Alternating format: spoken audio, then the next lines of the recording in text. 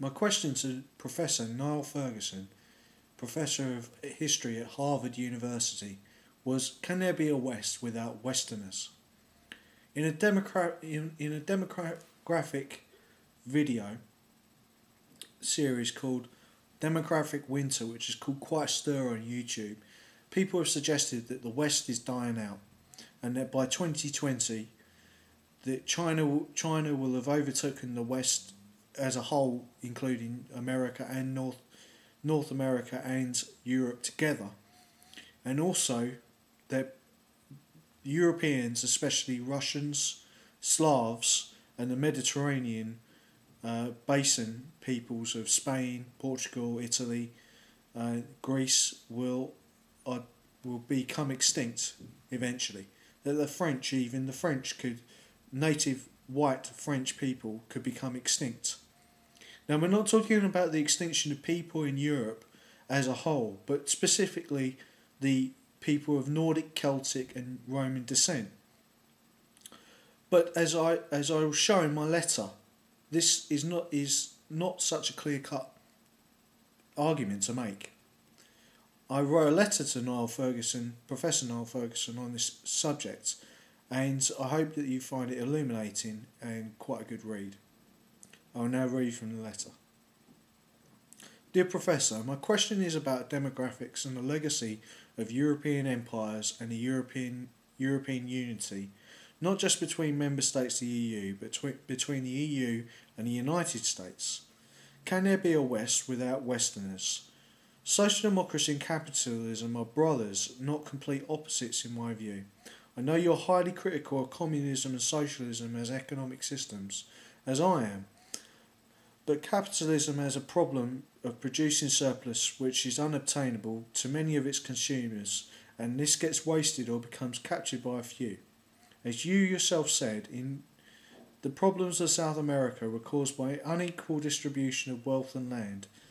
Do you not think that Europe and America as a whole should aim for a point of production at the point of maximum social benefit?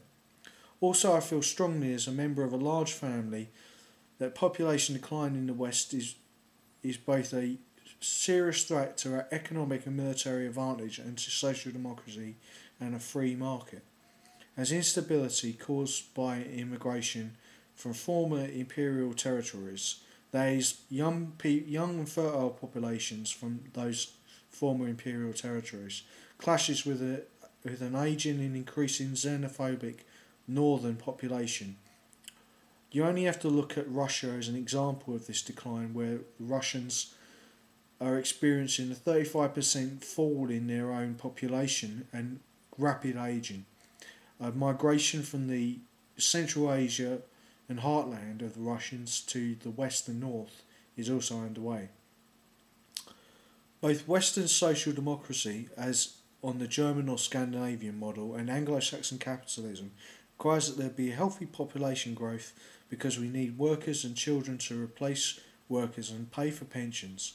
We need to relink social security contributions to the quantity of children people have, otherwise the welfare state cannot function, and nor can we harness the surplus capitalism produces if that surplus is unattainable and is wasted in built but abandoned houses, as is evident in East Germany. Children need to be born to grow up and to own land and have a vote, i.e. your concept of a property-owning democracy, which the United States exemplifies. I believe that the European Union is a good thing, but the European Union is too frightened of itself and its own potential. Europe needs to expand its sphere to a military global sphere of influence by expanding its military advantage and economic advantages over the US and China to allow the US to gracefully retire as the leader of the West, and for Europe to assume the leadership of the West. China won't catch up with the Western alliance of the EU and US together because of its one-child policy, despite any isolated echo boom in population from a relaxation of the one-child policy.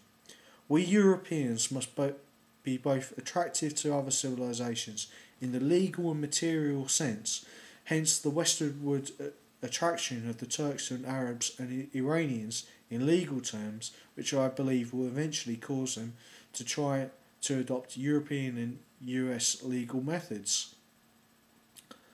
And we must also, in Europe, forcefully and imperially expand our population power and land to other continents. A Pax EU, Europe, already has more imports and exports than China or the US for that matter. By 2050, I believe the US and Northern Europe, the EU, will overtake China in population, although the 2020s will be tough. The one-child policy in China makes it increasingly likely to experience instability as too many male children are born in ratio to females, and also China and India, for similar reasons, a preference for male children will experience similar problems. And China's one-child policy will age quicker and experience difficulties with the care of elderly and future generations of children. Can we have a West without Westerners? Northern Europe and North America continues to have stronger birth rates where women work. My mother worked and had 4 children. We are all of Nordic Celtic race.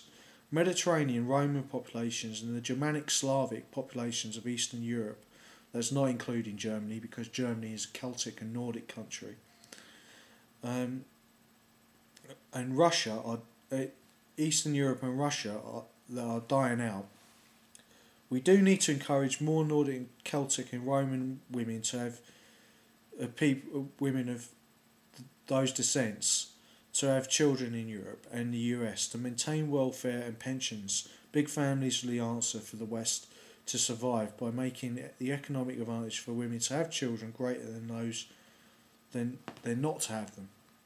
So we need more flexible working practices. In this respect, we could learn much from Scandinavians, and in education from the Germans and Israelis. European question: how, given the topics in this long letter, forgive me, Professor, does the European power of the EU and US make the world a Western Western again? Given the legacy of empire, which is both a demographic and psychological stumbling block, in that there are more people being born to people of non-European descent within Europe, if we are to believe the demographic winter video, then those people born in proportion per capita, then there are of white babies basically being born. In my videos on the subjects, I thought of various ways to address the problem. My YouTube channel is named InfoCamp. I would be happy if you would subscribe. Breaking down the problem, I focus on 2 key problems.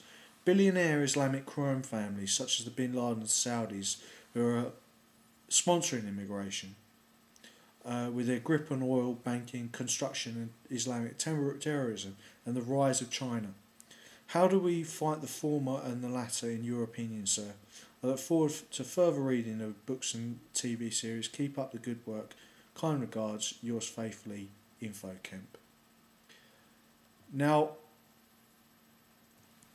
I believe that it's quite a long letter, but I believe I covered a great deal of a breadth of subject there. We need to increase the birth rate in Europe and North America, and that also surprisingly will mean encouraging women to go to work, but also to have more children. The balance between that will have to be worked out, and it will be worked out by giving women more time off in maternity leave, and men also, so that men can be with their wives and girlfriends through that tough time of giving birth and the period after. But we are perhaps should be doing making love more and analysing our own destruction less. So Europe should make love, not war. Thank you.